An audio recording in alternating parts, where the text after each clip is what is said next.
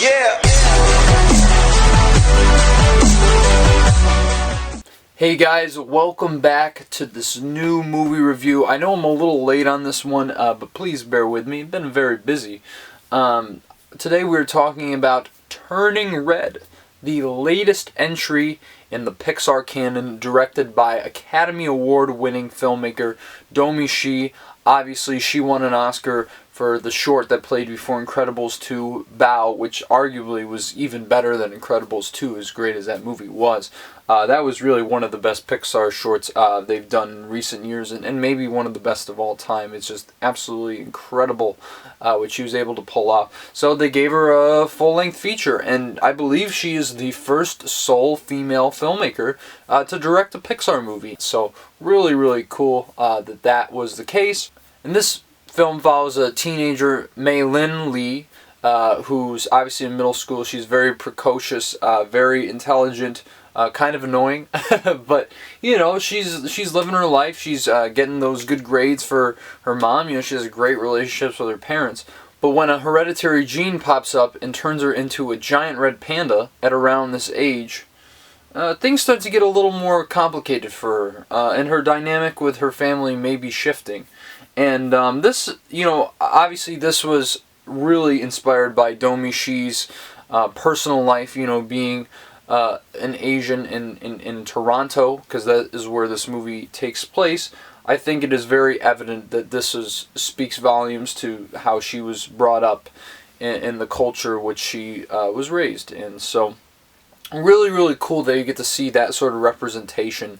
And it just be very seamless, very integral to who these characters are, the rituals, everything. Her family like runs this a little shrine, I guess, kind of like denoting their family history and all that. And I love seeing that sort of stuff in a Pixar movie.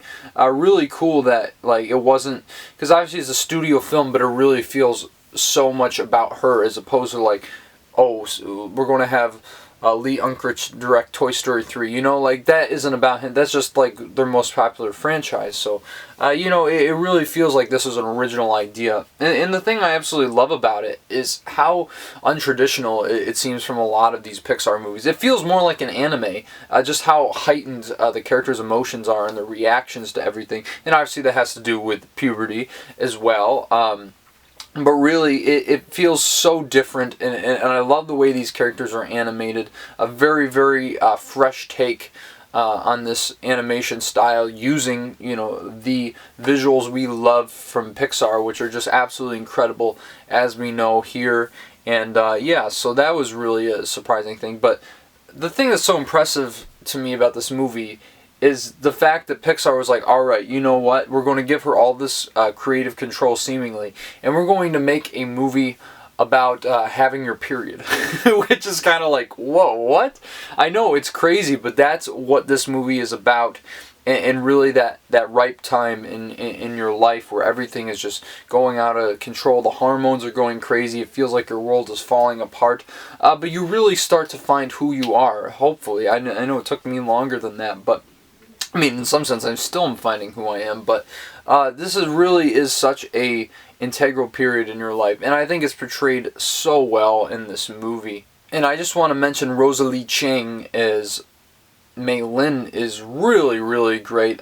You know, and that's the thing, I was saying she's a little annoying, but that's how teenagers are, and it's never crossed the line where like, oh, I'm sick of this character, just shut up. It's like, she's very, very likable, but you know, and you identify with her because you've been in that position, you know, and seeing her friend group, like all these really horny teenagers thirsting over this guy at a convenience store, or Fort Town, the boy band they all love, which also, yet again, the songs for Fort Town written by two other Academy Award winners, the O'Connell siblings, Billie Eilish and Phineas.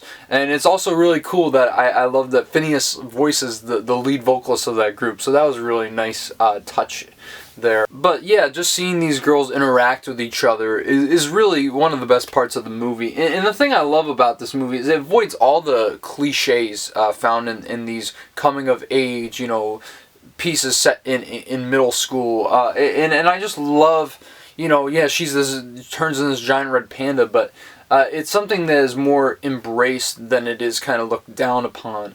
And really, it's kind of a conduit to her finding like who she really is, her gaining her confidence, and I absolutely love that. And the friend group is really what solidifies this whole movie, is that relationship between the four of them. And I wish I saw more coming of age movies that were like this and surprised me more in that sense with the beats of the story. And also I have to mention Sandra Oh as Meilin's mother in this, which is like, oh my goodness. She does some things in this movie that are so downright dirty to her daughter, where like, even if you were embarrassed by your parents in middle school, like, I doubt most parents would even go this far. But really, it creates such great moments of tension, and you just like, when I was watching, I was just cringing because I was like, oh my goodness, this is so terrible, but really shows how effective that moment was, because obviously that's what they were going for. And really, I mean, the relationship between her and her mother is the heart and soul of the movie. I think everybody kind of knew that going into it, but Sandra Oh brings so much life to this role, and so much humanity and empathy, even though she's kind of crazy. And that's what I think I love about this movie, and especially with Pixar in general, is just how well defined their characters are, and the character work that is done. And I'm not saying that this is like a top tier Pixar masterpiece like Up or something. It's not, but they show that they care about these characters and what films they're making. These aren't just some throwaway kids movies for your 3-year-old to gouge their eyes at for 2 hours. So I really appreciate the attentive detail to all this, and really what it has to say about parenthood as well. And kind of saying that, yeah, your kids can be annoying, but really sometimes you ever think that you could be the problem? And I think that's something that not a lot of movies even try to address sometimes, and really paints a very three-dimensional picture of family dynamics. But I just absolutely love how this movie is saying to parents, it's like, yes, you got to be protective of your kids. You got to like care for them and nurture them, but you also have to let them be their own person.